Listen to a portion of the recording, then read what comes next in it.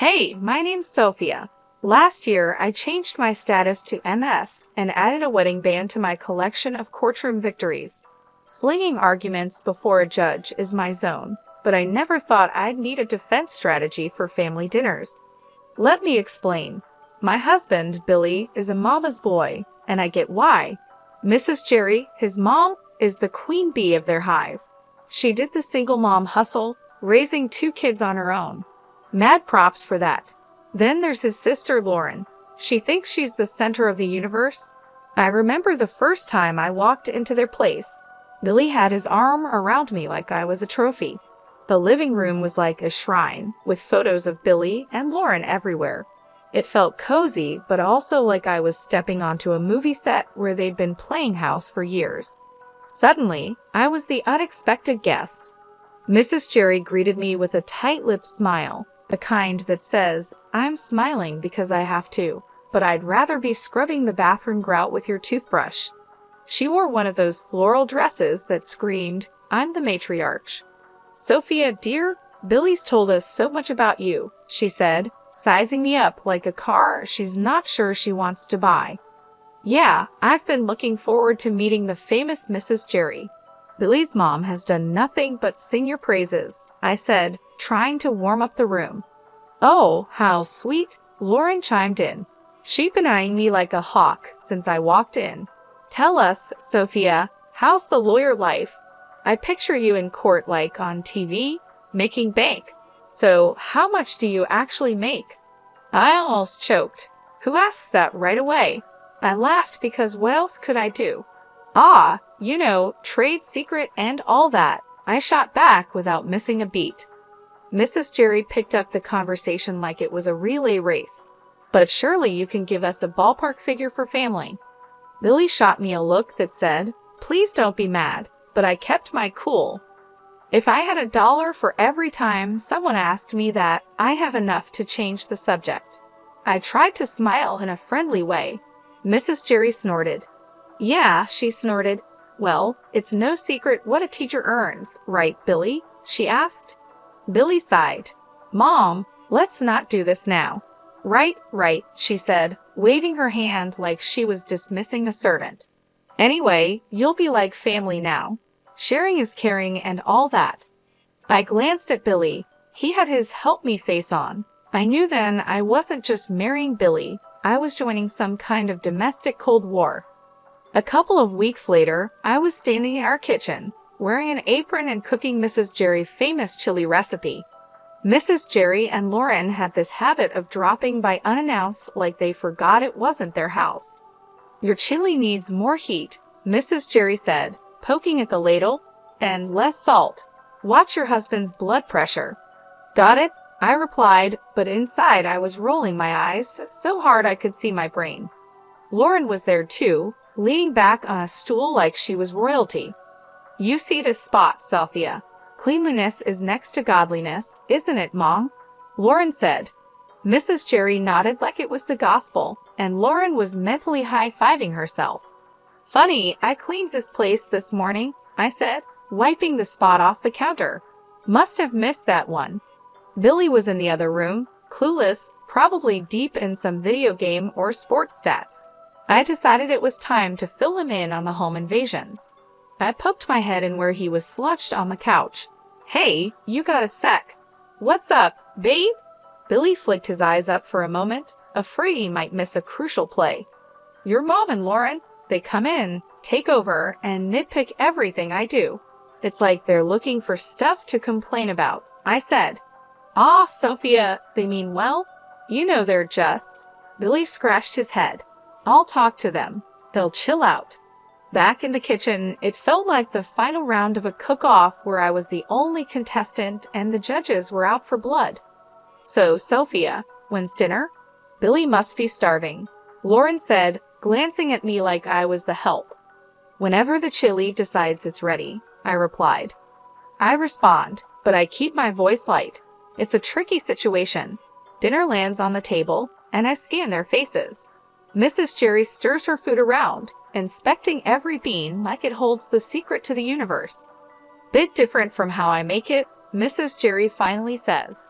That's code for nice try, but you're no match for me. Billy dives in though. Bless him. Babe, this is awesome. Right, Mom? Lauren mutters, sure, and Mrs. Jerry just shrugs like she's agreeing with the worst food critic. After they leave, Billy is slapping his belly saying it's all good. I watch the door shut behind them, feeling tiny like I'm losing at a game I didn't sign up to play. The next time they pop over, it's the same old tune, like nothing changed. I must have been dreaming to think a few words from Billy might turn the tide. Still, I asked him to talk to his mother about boundaries. I thought getting married was the hard part. Fitting into Billy's family is the real challenge. They've got their own idea of family, and I'm not in it yet. If this is what married life is like, count me out of the honeymoon phase. It was one of those days where the clock seemed to tick slower than syrup drips from a bottle. That's when my phone decided to ring. Glancing at the caller ID, my heart sank. It was Mrs. Jerry again. Sophia. Her voice was stern, and it did nothing for my headache. You think you can just snatch Billy away from us, huh? Her words stung like vinegar on a paper cut. I glanced over at Billy, hoping he'd at least flinch at his mother's tone. Nothing. He's glued to the TV screen, a statue with a heartbeat. Mrs. Jerry, it's not like that. We're just trying to set up some boundaries, I said, my voice thin. Boundaries, she fumed. That's just a fancy word for shutting us out. You can't do that to us, to me. He's my son. I blinked back frustration. Billy was still silent, looking like someone struck his spine in the wash. Listen, it's normal for married folks to want their own space. I tried to keep the edge out of my tone. Space. He's never needed space before you came, she retorted sharply. Each word chipped away at my patience. That's when Billy decided to speak up, but not to back me up. No, Mom, everything's okay. Sophia's not, she's not being unreasonable, I guess, he said, but his voice was like wet cardboard. Billy, I just can't believe this. First, Lauren tells me Sophia is making a fuss over our visits, and now this. Mrs. Jerry sounded hurt, and Billy jumped on that. Lauren said that. Billy turned to me, eyebrows raised, as if I was the one causing trouble. Yeah, she did, and I think she's right. Family is family, Billy. You can't just turn your back on us. She pressed harder, knowing she was pulling him in. I saw my husband, the man I loved, deflate like a balloon 3 days after a party. The call ended with promises of another family meeting that felt more like a summit to discuss the terms of my surrender. After the call, it was as if nothing had happened. Billy settled back on the couch, resuming his championship in channel surfing. Mrs. Jerry continued her visits, each one a master class in thinly veiled jabs. And Lauren. She might as well have been a puppet master, always getting Billy's ear whenever she pleased. When word got back to me that Lauren was bad-mouthing me all over town, my blood boiled for a second, but I didn't let it get the best of me. I knew I had to handle this the right way. I waited for the right moment to deal with Lauren directly, and that moment came sooner than I thought. I found Lauren at the market on a Sunday morning, filling her basket with groceries. She didn't see me at first, but I walked right up to her, steady and strong. Lauren, I said. She looked up and rolled her eyes. What do you want, Sophia? We need to talk. It's about the stories you've been spreading. She snorted loudly, a smirk spreading across her face. Stories. I don't know what you're talking about. The rumors, Lauren, about me. Teresa's bossy, Teresa's this and that. Cut it out. She laughed, tossing an apple up and down in her hand. And what are you going to do if I don't? You think you can boss me around? I kept my cool. Listen, spreading lies isn't just mean, it's slander, and I won't stand for it. Lauren laughed again, louder this time. You're going to sue me. Get real, Sophia. You aren't got the stomach for that. People's reputations are at stake. I'm serious, Lauren. Keep it up, and yes, I will take legal action if I need to. The arrogance just poured off her as she leaned in close. You're in way over your head, little Miss City Lawyer. Going to take me to court? This isn't a joke, Lauren. I'm giving you a chance to stop this nonsense before it gets serious. She shoved her face closer to mine, a challenge plain in her expression. Bring it on, Sophia. Do your worst. With that, she spun on her heel, almost knocking over a display of canned beans, and left me standing there. Her laughter echoed through the aisle long after she was gone. I walked back home slower than usual, thinking everything over. Later that day, when my husband came back, I told him what happened.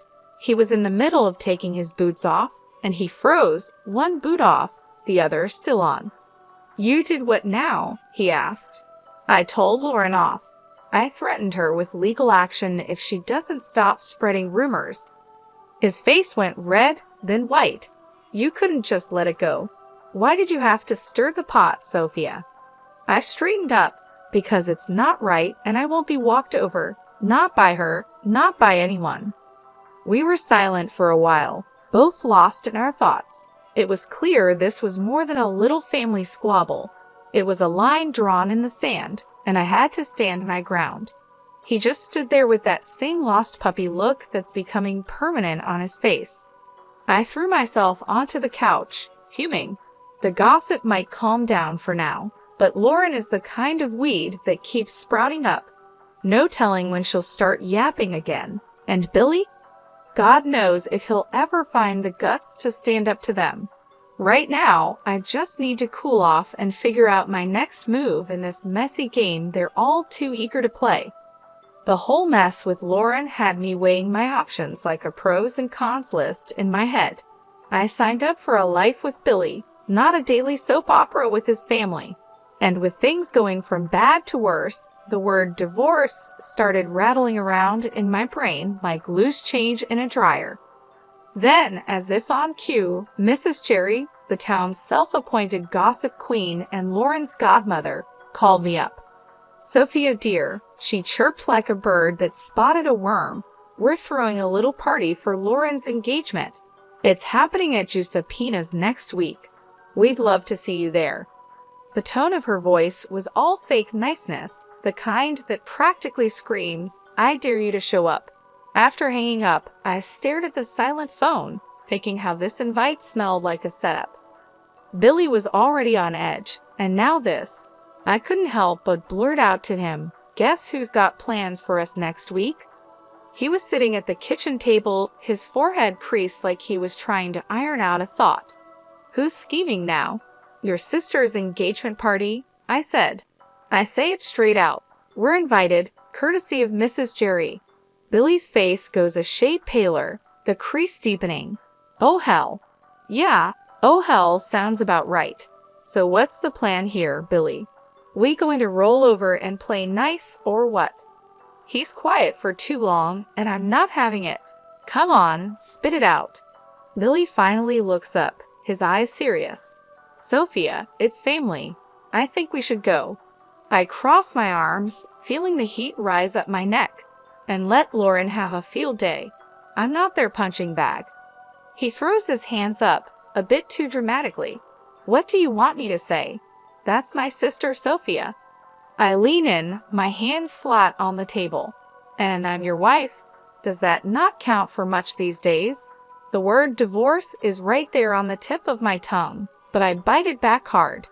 Billy runs his hand through his hair, making it stand up like he's just had an electric shock. Of course it counts. Look, I'm stuck between a rock and a hard place here. I'm a heartbeat away from losing my cool. Well, guess what, sweetheart, so am I. I married you, not your constant need to please your family at my expense. Billy stands up, walks over, and takes my hands. They felt rough, all work and worry. Sophia, I love you. I do, and I hate that it's come to this. Let's not go to the party. You and me, we're a team, right? It struck me then that this was the first time in a long while he picked me over them without flinching. It felt like finding an oasis in the middle of the desert. That night, the thought of divorce quietly tucked itself away. Not gone, but sleeping like a dog with one eye always open. But it was enough for me to catch my breath, to maybe believe that we could find some solid ground again. Giuseppena's was hopping when we showed up, walls throbbing with too loud laughter and clinking glasses. I spotted Mrs. Jerry right away, sitting Queen Bee style at the biggest table with that I rule the world look. There was Billy's sister Lauren, all grins like she won the lottery, and her guy Andrew, a deer in headlights type trying to smile. His folks were with them too, stiff and awkward like they wandered into the wrong movie theater. Mrs. Jerry zeroed in on me the second we stepped in. "Sophia," she oozed, like I was a 6-year-old not playing nice, "you'll be taking care of the bill tonight, right? To show you're one of us." I nearly spit out my drink. "What? Why me?" The table's all ears now, and the air's thick with that, "Oh, this is going to be good" vibe. Mrs. Jerry stretches her smile. "Tradition, sweetheart. The newest family member always shows their commitment." My jaw clamps shut so fast I'm surprised I don't chip a tooth. Commitment. That sounds a whole lot like a shakedown. Everyone's perked up like they're hearing a whistle. And there she goes, Mrs. Jerry puffing up like I slapped her. "Excuse me, that's uncalled for." Billy leans in, his voice barely more than a whisper. "Just do it, Sophia. It's not a big deal." "A big deal," I whisper back, my voice turning to a snarl. "No thanks, I aren't no one's piggy bank." He's hissing now, real quiet but clear. "Pay the damn bill, Sophia, or we're through. I mean it." My laugh is as sharp as a snapped wire. "You're not serious." He's all stone face and tight mouth. "You think I'm playing?" I stare him down. "Divorce over this?" He's all, "Family first, Sophia." I'm shaking my head. And where do I fit, huh? It's showdown time, and even Andrew and his parents are watching, their faces screaming, "What the hell's going on?" I push back my chair and stand, letting them all hear me. "No, I aren't doing this dance," I say, my voice like a hammer on steel. There's shock on their faces, some whispering, some wide-eyed. Billy's going red, white, red, like a stoplight losing its mind. Mrs. Jerry looks like she might choke. I walk out into the night. It's black and cool and smells like freedom. I hear the door slam behind me. My heart's racing, but it's Billy who threw the divorce word, not me. The bar was nothing special, just another hole in the wall with dim lights and the smell of old beer. I had barely settled with a glass of something strong when my phone rang. It was Billy, and for a moment I considered not answering, but I did. "Sophia, listen, I'm sorry. I didn't mean to say divorce." Billy's voice was rushed and apologetic. Before I could even think of a response, Lauren's voice blasted through. "You've ruined my engagement dinner. You selfish." The phone must have changed hands so fast my head spun. I could practically hear the venom in her voice. In the background, I heard Mrs. Jerry loud and clear. "Why should I pay? He's your son. You pay the bill. I won't have my daughter marrying into a family that doesn't know how to treat people." The chaos from Giuseppena's was spilling through the phone like a bad sitcom without a laugh track. People were arguing, and it seemed like nobody was keen on picking up the tab. I pushed away from the bar, my anger giving me a clear, calm voice. "Lauren, chill out. Your mom's the one making a scene, not me." "Sophia, hang up," Billy said, his voice a faint whisper behind his sister's ranting. "No, she needs to." Lauren kept going, but I wasn't about to play this game. I ended the call. The screen showed a string of missed calls and texts that I swiped away. They were probably all about the same thing. Guilt and blame, the usual. I looked at the bartender. "Another one, please." He nodded, pouring another shot without a word. Silence settled around me, except for the low murmur from the regulars scattered around. I tried to collect my thoughts. My phone screen lit up again, showing Billy's name. The guy just didn't know when to quit. I flipped the phone face down, letting it go to voicemail. It was futile to talk when the whole crew was going off the rails back there. A few drinks later, the door to the bar creaked open, and in came a chill gust of evening air, but I didn't look up. It didn't matter who was coming and going. I thought about what had just happened and what it all meant. Here I was, sitting in a bar because my in-laws decided I was the bank, and instead of understanding, my supposed partner turned it into an ultimatum. I finally picked up my phone and typed out a text. "Billy, we're done. Lauren can think what she wants, and your mom can deal with her own damn bills. I won't be part of this circus anymore." Just as I hit send, the phone rang again. This time, I shut it off. I was tired of the arguing, the demands, and above all, tired of feeling like I was alone in a partnership that was supposed to have my back. When the room finally stopped spinning and my head felt a little clearer, I knew what had to happen next. It was time to start looking forward, even if I had to do it on my own. No more games, no more being the scapegoat for a family that couldn't see past their own drama. I walked out of the bar, leaving the noise and the night behind. The air was getting colder, and the city lights were starting to blur into the coming darkness. The road ahead was uncertain, but for the first time in a long while, it was mine to take. What a mess that last evening was. The whole thing at the restaurant blew up bigger than anyone thought. The groom had had it up to here with the drama and ditched the engagement right then and there. You should have seen Lauren's face when he dropped that bomb. I can't believe it. No one saw it coming, least of all her. Then the mother-in-law lost it, screaming like a banshee.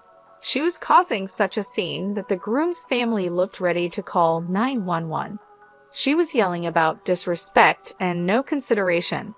It was pure chaos, like one of those trashy daytime shows where chairs start flying.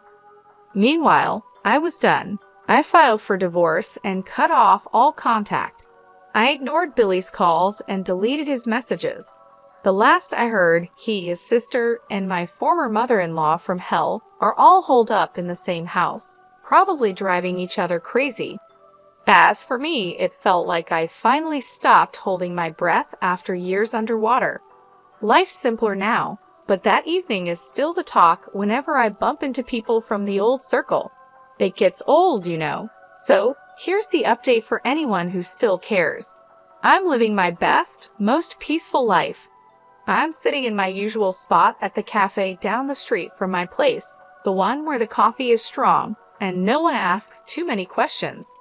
The barista gives me a nod. "The usual?" he asks, like he's asking if the sky is up. "Yep," I say. That's what my days are like now, no fluff or meddling in laws. Work's a breeze when it's just that work. Free time is mine to enjoy without guilt trips or obligations. I curl up on my couch, the one piece of furniture that's followed me through all the moves. The springs are shot to hell, but it fits my back just right. I flip on the TV, watching some crime show where they catch the bad guys by minute 30. The peace is what gets me. Not eerie or lonely, just peace. Breathe in, breathe out. No more walking on eggshells or cleaning up family feuds. This is living. When I hit the pillow each night, it's with a sense of accomplishment. No pat on the back needed. I know my worth, and finally, I'm living like it. I'm eating my lunch when the phone dings a message from a number I don't know. Probably Billy using someone else's phone to reach out. I delete it without reading. Not today, Satan. Not ever. They used to say, "You'll regret this." But here I am, not a single regret in sight. The day drags out cozy and fine, ending with a glass of something smooth and a book I've been meaning to read. The heroine's tough but fair, reminds me of someone I know.